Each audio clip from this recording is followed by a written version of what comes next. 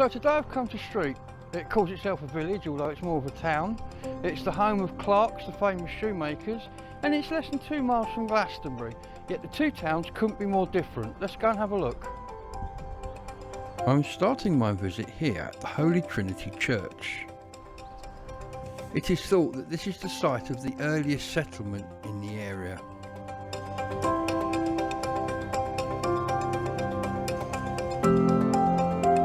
The earliest name for the village was Lantake, meaning the sacred enclosure of Kia, a Celtic saint.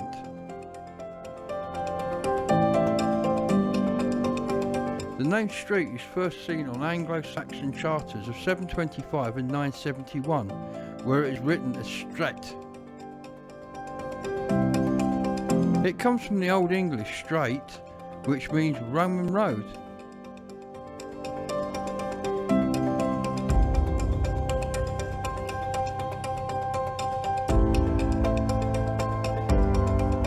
In the 12th century, a causeway was built between here and Glastonbury to facilitate the transport of blue lias stone. The course of the causeway ran from here in that direction towards Glastonbury.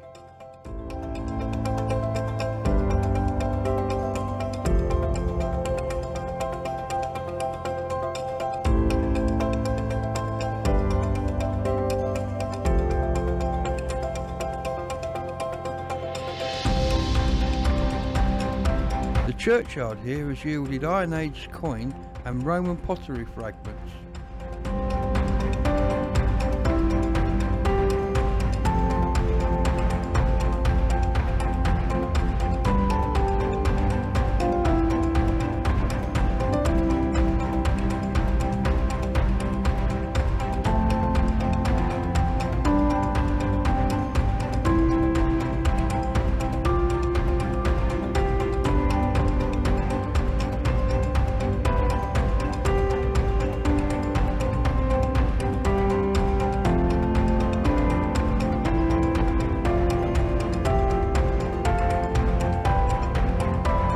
This graveyard is stuffed full of amazing yew trees, so much as I like a yew tree, let's go and have a look.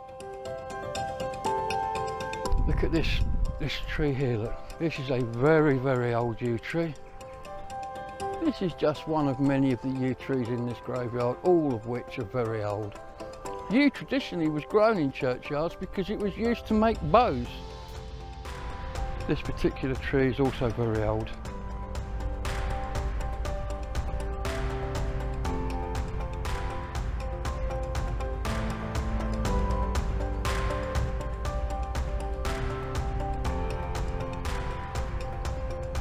Across the road from Holy Trinity Church is Strode College, an award-winning college, one of the leading colleges in Somerset, which also boasts Strode Theatre. Strode Theatre shows films, runs plays and live events, and again is another jewel in the crown for the area. Let's now head on up to the town itself. So across the road there you can see the Clark's works. Shoes are no longer manufactured here, although the company is still headquartered here.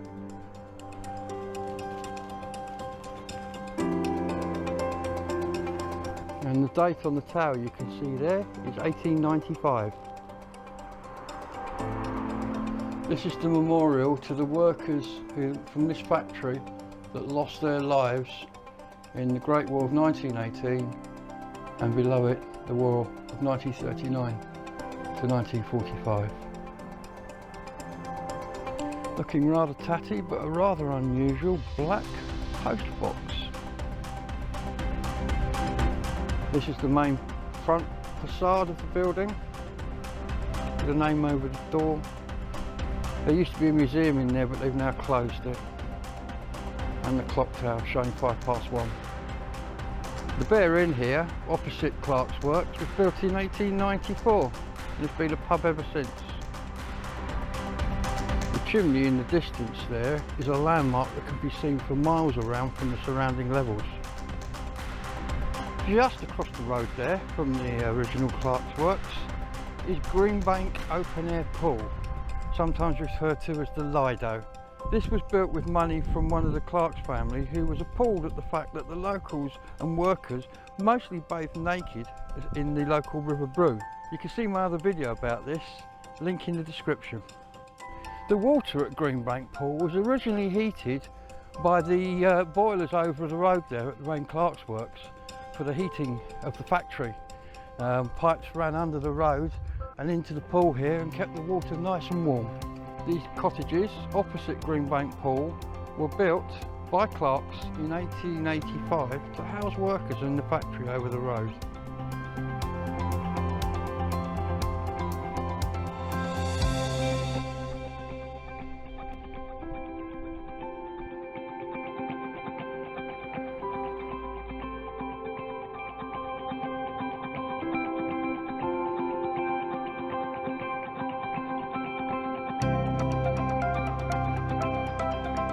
As I mentioned before, Clark's no longer manufacture shoes here. They used to be the largest employer for a long way around.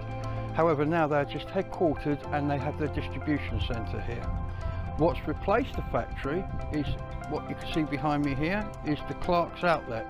This was the first outlet shopping centre built in the country. Now they're everywhere. As you can see behind me, the outlet is currently closed. It is somewhat unusual in as much as it has a road running through it. You can see the zebra crossing, and if I pan around 180 degrees, that's the other side there, also closed.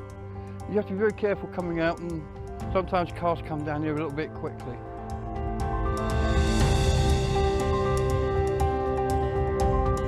Sadly, people come to Clark's Village by the coachload and carload, go to the village, but very few of them venture onto the high street.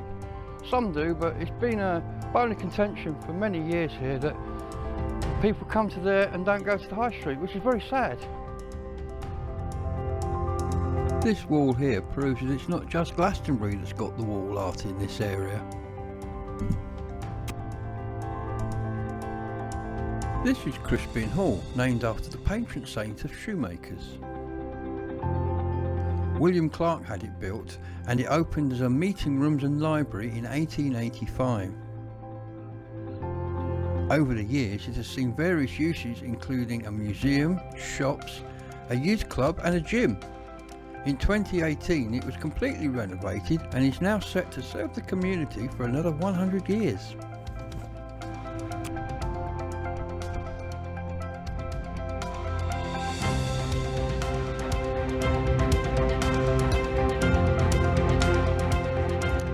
By a stroke of luck, we've hit the town on market day. Sadly though, due to COVID regulations and lockdowns, it's a very, very small market and an absolute shadow of its normal self. But let's have a look anyway.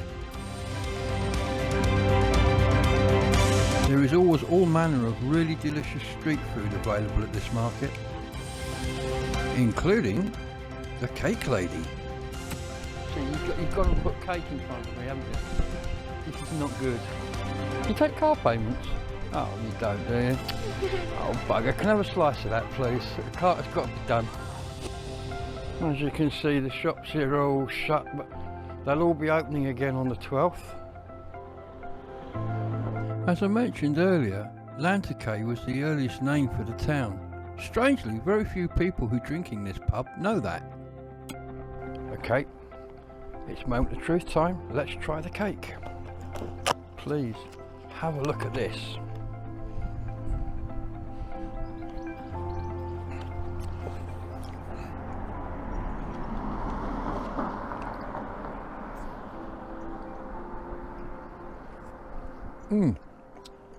Oh my word, that is very good.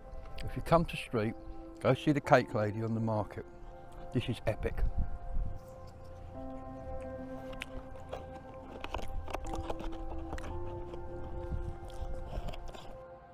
If you enjoyed this video, please like, subscribe and hit that bell for notifications of when the next one's out. Thanks, bye!